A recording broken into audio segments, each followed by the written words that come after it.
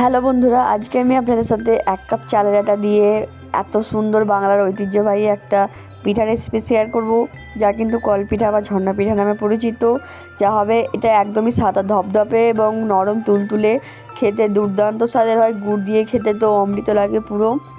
আর খুব সহজে অল্প উপকরণ মানে শুধুমাত্র চালের আটা দিয়ে এটা তৈরি হয়ে যাবে।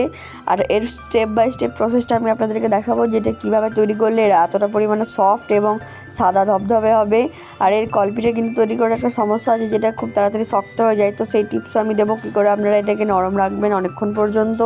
তো পুরো ভিডিওটা স্কিপ না করে দেখতে থাকুন। গুড় দিয়ে খেতে কিন্তু এটা খুবই সুস্বাদু লাগে। তো পুরো ভিডিওটা দেখতে থাকুন। আমি স্টেপ বাই স্টেপ দেখিয়েছি আমি কী করে তৈরি করেছি। তো এর জন্যই প্রথমে আমাদেরকে এখানে 1 কাপ চালের আটা নিয়ে নিতে হবে। এটা কিন্তু কাঁচা আটা, মানে এটা আমি রোদে শুকানো নয়। আপনারা তো রোদে শুকিয়ে নেবেন আটাটা পারলে। দেখুন, এবারে আমি এর মধ্যে 1 চিমটি পরিমাণে লবণ দিয়ে দিলাম। দিয়ে এবারে এর মধ্যে হচ্ছে যে আমাদেরকে দিতে হবে ফুটন্ত গরম জল, মানে জলটা ফুটিয়ে নেওয়ার পর আপনাদেরকে এটা দিয়ে ব্যাটারটা তৈরি করতে হবে। দেখুন, অল্প অল্প করে দেবেন, এটা মেশারটা অল্প অল্প করে করবেন, নাহলে কিন্তু দেখবেন একবারে বেশি দিয়ে দিলে আপনারা ব্যাটার ঠিক হবে না। এটা একটু আমাদেরকে থকথকে রাখতে হবে। আমি আপনাদেরকে দেখিয়ে দিচ্ছি কেমন পরিমাণ থকথকে রাখতে হবে আপনাদেরকে। তো আগে আমি জল দিয়ে অল্প অল্প করে গুলে নিই। আপনাদের বাড়িতে নতুন অতিথি আসলে বা কোনো ইউনিক পিঠা বানিয়ে খেতে ইচ্ছা করলে আপনারা অবশ্যই এই কল পিঠাটা তৈরি করে খেতে পারেন, বা ঝর্ণা পিঠাটা। খেতে দুর্দান্ত সুস্বাদু হয়, দেখতেও কিন্তু অপূর্ব হয়। খাওয়ার আগে আপনাদের দেখেই কিন্তু মন ভরে যাবে, পিঠাটা দেখতে এতটা সুন্দর লাগে।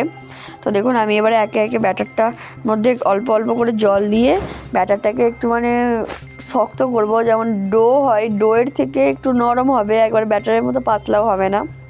তো আমি দেখিয়ে দিচ্ছি কেমন করবেন আপনারা।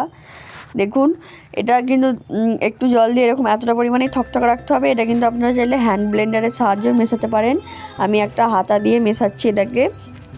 দেখুন, খুব ভালোভাবে, মানে কোনো যেন লাংস না থাকে, খুব ভালোভাবে ফেটিয়ে নিতে হবে কিন্তু আমাদেরকে। এইভাবে আমি যেভাবে দিচ্ছি, আর এর মধ্যে কিন্তু শুধু চালের আটাই আছে, কোনো ময়দা আরে কিছু আমি অ্যাড করিনি। দেখুন কতটা থকথকে রেখেছি আমি আপনাদেরকে হাতে করে দেখিয়ে দিচ্ছি। দেখুন, এতটা পরিমাণে রাখতে হবে কিন্তু আপনাদেরকে থকথকে। আপনারা এই কনসিস্টেন্সিটা দেখে নিন। দেখুন, আমি হাতে তুলে দেখিয়ে দিচ্ছিলাম আপনাদেরকে আরেকবার। তো এবারে হচ্ছে যে আমাদের এই কলপিঠাটা তৈরি করার জন্য আমাদের একটা যন্ত্র লাগবে, যেটা কিন্তু কম বেশি সবার বাড়িতেই থাকে। এটাকে কল বলে। এটা দিয়ে কিন্তু আমরা বিভিন্ন ধরনের বড়িও দিই। তো দেখুন, এটা হচ্ছে কিছুটা দেখতে এরকম হয়, এর পেছনে অনেকগুলো ছিদ্র থাকে, যার জন্য ওরকম ঝুড়ি ঝুড়ি হয়ে বেরিয়ে আসে। তো এই কলপিঠাটার এর মেশিনটা লাগবে আমাদের, বা কলটা লাগবে। আর হচ্ছে যে লাগবে আমাদের এই হচ্ছে ঝুড়িঝুড়ির যে পাত্র, যেটাতে আমাদের ভাপানো হয় কোনো জিনিস, সেই পাত্রটা লাগবে। তো এর উপরে প্রথমে অয়েল ব্রাশ করে নিতে হবে। তার আগে কিন্তু আপনাদেরকে হাঁড়িতে জল ফুটতে দিয়ে দিতে হবে। আমি কিন্তু আগে থেকে হাঁড়িতে জল ফুটতে দিয়ে দিয়েছিলাম। জলটা যেন এতটাই পরিমাণে ফুটতে হবে যেন খুব ভালোভাবে হচ্ছে যে মানে বাষ্পটা বেরিয়ে আসে, যা এটা কিন্তু ভাপেতেই সেদ্ধ হবে পিঠাটা। তো দেখুন, কলের মধ্যে দিয়ে এবারে ওখানটা আমি সমান করে নিলাম ওপরটা। এবারে আমি দিয়ে দিচ্ছি। দেখুন, প্রথমটা দেওয়াটা হয়তো আপনাদের একটু অসুবিধা হতে পারে, কিন্তু তারপরে এগুলো দেখুন খুবই সুন্দর হবে। তো এটা এইভাবে দিয়ে আমি তুলে নেব। তো আর একটাও আপনাদেরকে দেওয়া আমি দেখিয়ে দিচ্ছি। দেখুন, এইভাবে তুলে নিয়ে আপনাদের যতটা পরিমাণে লাগবে দিয়ে দেবেন। আপনারা হাতে করে একটু চেপে ওপরটা একটু সমান করে দেবেন। চেষ্টা করবেন যেন একটু থকথকে রাখার, একটু বেশি পাতলা না করা। দেখুন, আমি একটু জল দিয়ে এবারে দিয়ে দিলাম ওপর থেকে। এবারে আমাদেরকে যে কাঠের যে মেশিনের অংশটা আছে, এটা প্রেস করে এর মধ্যে থেকে যে পেস্টটা সেটা বের করতে হবে। দেখুন কতটা সুন্দরভাবে বেরিয়ে আসছে, দেখতেই কতটা সুন্দর লাগছে, প্রচুর ঝিরিঝিরি হচ্ছে। আর এটা দেখতে কিন্তু পুরো চুলের মতো লাগছে, বা চাউমিন যেমন আপনারা বলেন সেরকম লাগছে। তো এবারে আমি ঢাকা দিয়ে দিলাম। দেখুন, তুলে দেখছি এটা এক একটা পিঠে আপনাদের মানে ভাপাতে খুব জোর 2 থেকে 3 মিনিট সময় লাগবে, কারণ আপনারা যদি পাতলা করে দেন তাহলে। তো দেখুন, এটা আমার প্রায় রেডি। এটা কিন্তু চামচের সাহায্যে বা হাতার সাহায্যে তুলে নিতে হবে। আর অয়েল তো কিন্তু আপনাদেরকে অবশ্যই অয়েলটা ব্রাশ করতে হবে, নাহলে কিন্তু মানে প্লেটের সাথে লেগে থেকে যাবে, উঠে আর আসতে চাইবে না ওটা। যার জন্য অয়েলটা প্রতিবারেই ব্রাশ করবেন আপনারা। দেখুন, আর একটাও আমি আপনাদেরকে দিয়ে দেখিয়ে দিচ্ছি। এখানে মেন হচ্ছে যে প্রসেসটা কিভাবে আপনারা দেবেন। প্রসেসটা যদি ঠিকঠাকভাবে আপনারা করতে পারেন, আপনাদের পিঠা অমনিতেই নরম হবে।